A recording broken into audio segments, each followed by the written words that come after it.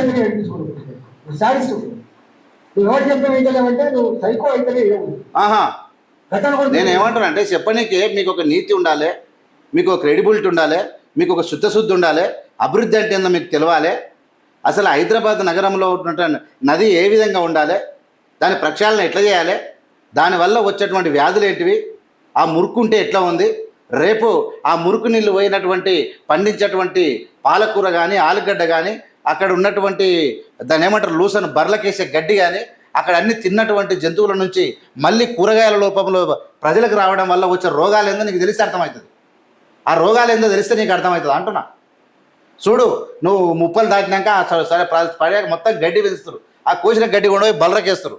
అక్కడ ఆలుగడ్డలు కానీ లేకుంటే పాలకూర కానీ పుట్టుకూర కానీ గోంగూర లాంటి కూరలు పంటలు పండిస్తారు. అటుకెళ్ళి అవన్నీ తీసుకొచ్చి హైదరాబాద్లో అమ్ముతారు. అవే రోగాలు తయారవుతాయి. అదే పాలు వింటే మళ్ళీ తాగి సస్తారు.